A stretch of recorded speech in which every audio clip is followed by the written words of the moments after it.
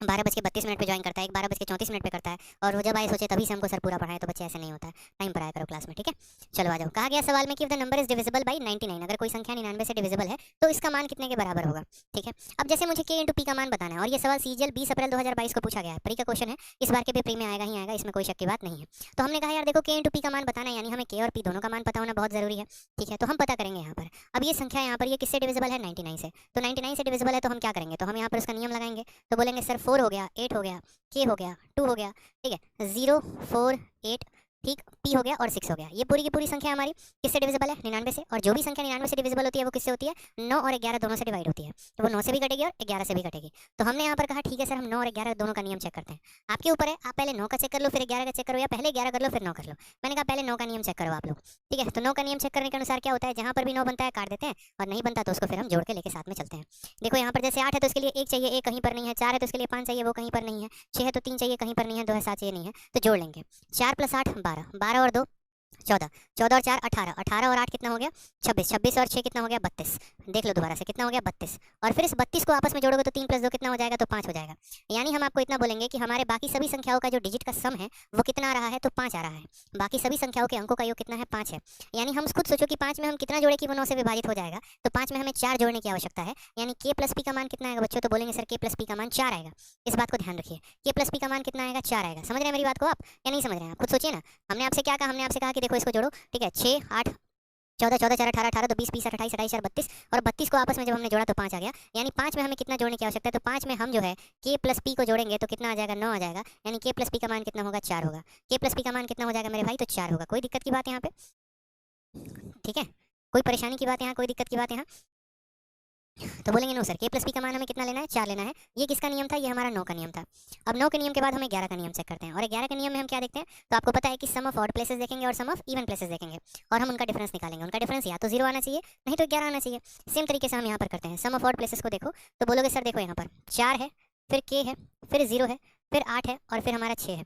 तो 4, ठीक है, देखो 4 k को मत जोड़ो, 0 0 4 और 8 12, ठीक है, और 12 और 6 कितना हो गया 18। यानी बोलेंगे सर 18 और प्लस कितना हो गया, तो 18 + k हो गया, ठीक, माइनस। अब यहाँ देखोगे तो 8 फिर 2 10 हो गया, ठीक है, 10 और 4 14 हो गया, 14 + p हो गया, ठीक। तो 8 4 12 6 18 हो गया, 8 2 10 10, देखो 8 2 10 10 4 14 और प्लस p हो गया, यानी 14 + p हो गया। इन दोनों का डिफरेंस हमारा वापस या तो 0 आएगा, नहीं तो 11 आएगा। अब अगर आप गौर से देखोगे ना मेरे भाई यहाँ पर, तो आप इस बात को समझोगे कि हाँ चलो सर ठीक है। मान लो एक बार कि हम इनके डिफरेंस को 0 लेकर चलते हैं, या तो इनका डिफरेंस 0 आ सकता है, नहीं तो 11 आ सकता है। हमने कहा एक बार इनके डिफरेंस को आप 0 ले लो, नहीं पटेगा बाद में तो हम कुछ और डिफरेंस ले लेंगे। लेकिन यहाँ पर देखो डिफरेंस 0 लेने के चक्कर में पता है क्या हो जाता है, यहाँ पर देखो तो आप बोलोगे सर देखो ये 18 हो गया, प्लस यहाँ कितना हो गया सर k हो गया। देखो बोलोगे सर 18 - 14, 18 - 14 कितना हो जाएगा, 4 हो जाएगा। प्लस का यहाँ पर k हो जाएगा और माइनस का यहाँ p हो जाएगा। ये बराबर आ जाएगा हमारे 0 के। तो k - p की वैल्यू कितनी हो जाएगी, -4 हो जाएगी, ठीक है। अगर हम उल्टा चाहें तो हम ये भी लिख सकते हैं p - k की वैल्यू 4 हो जाएगी, लेकिन वो हमारे लिए खतरा होगा। मतलब खतरा इन द सेंस हम ऐसे भी सॉल्व कर सकते हैं, कोई टेंशन की बात नहीं है, ठीक है।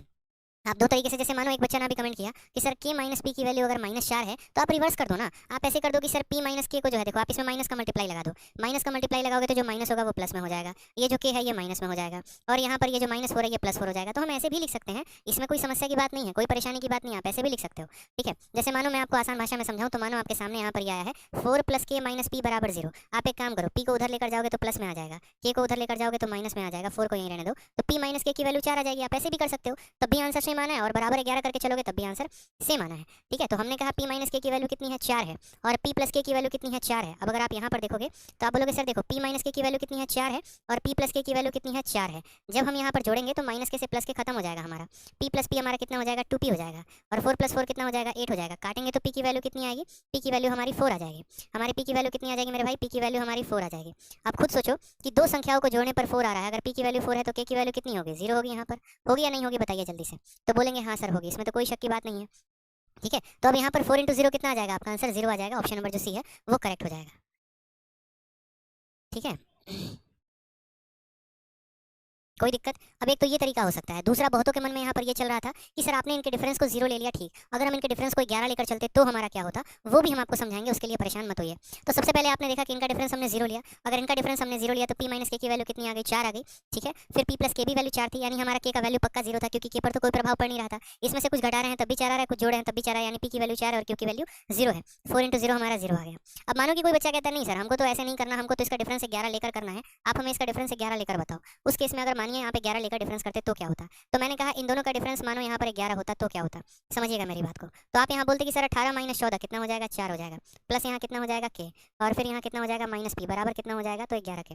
ठीक है, अब अगर हम यहाँ देखेंगे तो के माइनस पी की वैल्यू कितना हो जाएगा, 11 में से 4 गया 7। अब मुझे बताओ यार ये क्या पॉसिबल है कि दो संख्याओं को जोड़ने पर 4 आ जाएगा और दो संख्याओं को घटाने पर 7 आएगा। क्या ऐसा प्रैक्टिकली पॉसिबल है? ये एक हाइपोथेटिकल सिचुएशन है। ठीक है, कि हम दो लोगों की उम्र को जोड़ देते हैं तो 4 आ जाता है और दो लोगों की उम्र को घटा देते हैं तो 7 आ जाता है। पॉसिबल है? कभी भी जो डिफरेंस होता है वो सम से छोटा होता है या उसके बराबर होता है। जैसे के माइनस पी की वैल्यू या तो 4 हो सकती थी, नहीं तो 4 से छोटी, लेकिन कभी 4 से बड़ा नहीं होता। यानी हम इनके डिफरेंस को तो 11 ले ही नहीं सकते हैं। समझ में आ रहा है कि नहीं आ रहा? मेरी बात को समझे या नहीं समझे, बताइए जल्दी से। तो इन छोटी छोटी चीज़ों का आपको पेपर के समय में ध्यान रखना है। आपको महारत तब हासिल होगी जब आप कई सारे तरीके, कई सारे क्वेश्चंस को आप यहाँ पर प्रैक्टिस करेंगे। मैंने इस शीट में 99 की डिविजिबिलिटी के जितने तरह के सवाल बनते हैं वो मैंने सारे दिए हैं। रीजन यहाँ पर ताकि आपके कंसेप्ट क्लियर हो सके। फिर पहले 99 की डिविजिबिलिटी दी, फिर मैंने 88 की डिविजिबिलिटी दी, फिर मैंने 77 की डिविजिबिलिटी दी। जो बच्चा शांत मन से एक एक क्वेश्चन को देखेगा, हर एक क्वेश्चन को लगाने की कोशिश करेगा, समझने की कोशिश करेगा, उसको पूरा समझ में आएगा। लेकिन जिस बच्चे का ध्यान क्वेश्चन पे ना रह के फालतू की चीज़ों पर होगा, ठीक है, तो वो कभी भी नहीं समझ पाएगा। उसको अगर यहाँ पर कमेंट करने से फुर्सत मिले तो शायद वो समझे। तो इसलिए अगर आप कंसंट्रेट होकर पढ़ेंगे तो आपको मेरे सारे नियम समझ में आएंगे कि मैं कर क्या रहा हूँ, क्वेश्चन में पूछा क्या गया था और हम कैसे उसको सॉल्व कर रहे हैं।